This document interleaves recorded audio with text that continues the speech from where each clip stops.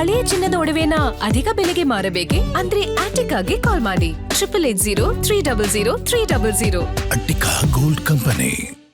ಮಾಡದೆ ಈಗ ನಮ್ಮ ಮುಂದಿನ ಸಾಧಕರ ಪರಿಚಯ ನಿಮ್ಮ ಮುಂದೆ. ಅವರೇ ಗಿರೀಶ್ ಕುಮಾರ್ ನಾಯ್ಡು.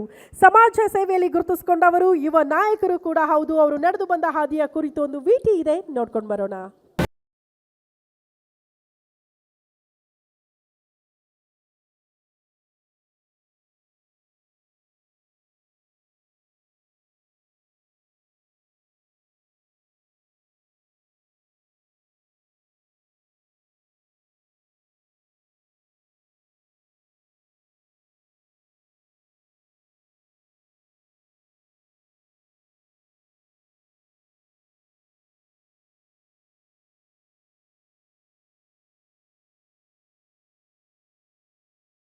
ಘಟಕದ ಅಧ್ಯಕ್ಷರಾಗಿ, ಬೆಂಗಳೂರು ನಗರ ಜಿಲ್ಲೆಯ ಕಸಪ ಸಾಂಸ್ಕೃತಿಕ ಘಟಕದ ಉಪಾಧ್ಯಕ್ಷರಾಗಿ, ಲಯನ್ ಕ್ಲಬ್ ನಿರ್ದೇಶಕರಾಗಿರುವ ಗಿರೀಶ್ ಕುಮಾರ್ ನಾಯ್ಡು ವಿಧಾನಸಭೆ ಚುನಾವಣೆಗೂ ಸ್ಪರ್ಧೆ ಮಾಡಿದ್ದವರು.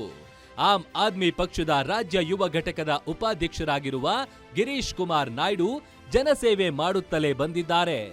ರಾಜಕೀಯ ಮಹತ್ವಾಕಾಂಕ್ಷೆ ಹೊಂದಿರುವ ಗಿರೀಶ್ ಕುಮಾರ್ ನಾಯ್ಡುಗೆ ಮೈಸೂರು ಮಹಾರಾಜ ಅವಾರ್ಡ್ ನೀಡುತ್ತಿರುವುದಕ್ಕೆ ಗ್ಯಾರಂಟಿ ನ್ಯೂಸ್ ಹೆಮ್ಮೆ ಪಡುತ್ತದೆ.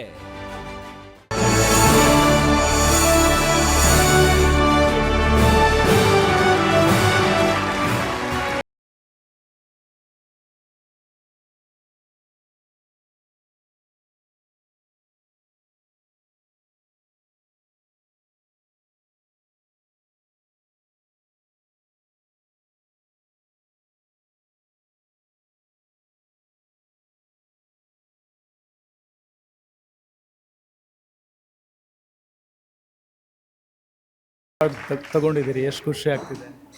ಸರ್ ಭಾಳ ಒಂದು ಸಂತೋಷ ಆಗುತ್ತೆ. 2026 ಇದು ಮೂರನೇ ಅವಾರ್ಡ್ ಅಂತ ಹೇಳ್ಬೋದು.